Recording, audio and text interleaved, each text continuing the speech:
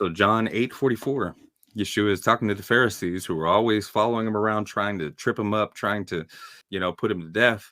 And he says to them, Yeshua says, you belong to your father, the devil, and you want to carry out his desires. He was a murderer from the beginning, refusing to uphold the truth because there is no truth in him. And when he lies, he speaks his native language because he is a liar and the father of lies. Some versions say the father of all lies, but the father of them, no doubt, is what Yeshua calls him. And he said they was trolling, they hating, looking for a way to kill Messiah. Trying to catch them. Yeah, sir, that's right. John 8:44 here. He called them whitewashed tombs. He called them whitewashed tombs. And then of vipers. And then so the devil, you want to carry out his desires. Yeshua is saying the devil is their father. Now, this isn't some kind of Gnostic serpent seed stuff like the book of Adam and Eve and the Targums and stuff. It's nothing to do with the serpent seed idea. As we've already discussed, Azazel was the one rebellious angel that didn't carry on his seed physically in the manner of copulating with women. He was the one that didn't. So the devil here did not literally physically father anyone, but Yeshua is making this delineation of when these guys are liars and they refuse to uphold the truth, they're making the devil their symbolic father in the sense that, they're beloved by him. Yeah. A great point, because this has a long-standing history to the Old Testament, even all the way back to the book of Job, like we quoted from earlier. This use of the term father is someone that you would look to for discipleship. They were to teach you, just like the father of your actual family was supposed to teach you how to live and how to be a good man or a good daughter, good woman. In the same way, rulers over the community, judges and rulers over the community were considered those who are supposed to teach righteousness and be the judge over the community, and they were called fathers. We see this in the book of Job, chapter 19. Job says, I was a father to the people. We see this in Genesis chapter 45, where Joseph says, Yahweh has made me a father to Pharaoh. We see this in Isaiah 9:6, where Yahweh, through the prophet Isaiah, speaking about the Messiah to come, says he will be a father to the people, everlasting father. So there's a reason that term can be used in that translation. It doesn't mean that he's actually the Father God himself in the flesh. It means the whole purpose of the Messiah was he was sent to be a ruler that righteously taught the people.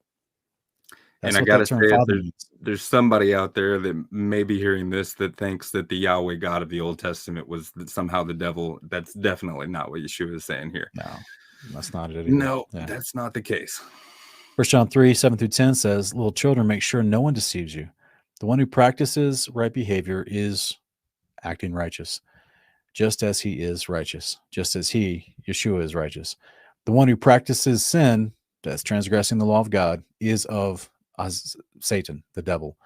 For the devil has sinned from the beginning. Okay, that's an active action that's happening. It's not just a mindset. The adversary has sinned from the beginning, actively transgressing the law of God. The Son of God appeared for this purpose, to destroy the works of the devil, because his seed abides in him, and he cannot sin, because he is born of God. And this is where WesBlaze and I have talked about in the past, the proleptic statements of John and Paul and many other places. This is a direct callback to Yeshua's conversation with Nicodemus in John chapter 3, where Nicodemus asks, how can someone be born a second time? They can't go back through their mother's womb. And Yeshua is saying to Nicodemus, how can you be a teacher of Israel and understand these things? That he was born of the Spirit, like he's talking about the resurrection, right? This is what it means to be born of God, literally, not right now as we believe in faith and belief that we're going to be resurrected and therefore be called sons of God who are born of God, as Romans chapter 8 talks about. So this is also what 1 John is mentioning, this idea that who is born of God, no one who is born of God practices sin, because at the resurrection you're given the laws of God on your heart permanently. You will never sin again, because his seed, the seed of Christ, the perfect behavior of Christ, who becomes your Messiah, your King, your Lord, everything, I mean, forever, is the seed of his behavior. His righteous behavior is given into your new heart and body, and you will not be able to sin, because you will have been born of God literally at that point. So by this, the children of God and the children of the devil are obvious. Anyone who does not practice righteousness is not of God, meaning What are you doing in the here and now? Are you practicing righteousness? Because you're not failing at the resurrection. You'll always have righteousness. That's the promise. But right now we practice righteousness, and anyone who does not practice it is not of God. That means you're abandoning the covenant behavior between mankind and God, which is wrapped up in the idea of becoming grafted into Israel. As you practice that covenant behavior and you practice right behavior because you trust God will resurrect you and give you permanently that right behavior in the future. And it qualifies it specifically by saying, and nor the one who does not love his brother. So if you don't love your brother, if you're not practicing the ways of Yahweh, then you're not of God. And there's only one other way that you can go in this reality. It means you're going to be practicing the ways of the devil. And we don't want you to do that. That's right. Thank you. Thank you. Did you give him the prolepsis breakdown? I think I heard the tail end of it. Yeah, cool. I did. Cool. Yeah. And righteousness, just to remind you guys, Deuteronomy 6:25.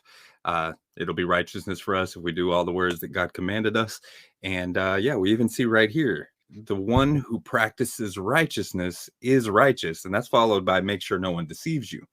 So we get this idea that people take a verse from Romans where Paul's quoting Isaiah really out of context, and they think he's talking about everyone in the whole world ever except Yeshua, where Paul says none are righteous, where Isaiah said that. He wasn't talking about everybody. There's like 24 people in the scriptures that are called righteous, and we can be too. Keep in mind, Corinthians, Paul says the unrighteous will not inherit the kingdom of heaven. So there is a standard for righteousness, and it is easy to walk in. You just have to make a practice of it. And I feel like when you say it like that, it sparks a little different of an idea in the head. When you make a practice of sin, you're purposefully, willfully walking in intentional sin, trying to get better at sinning.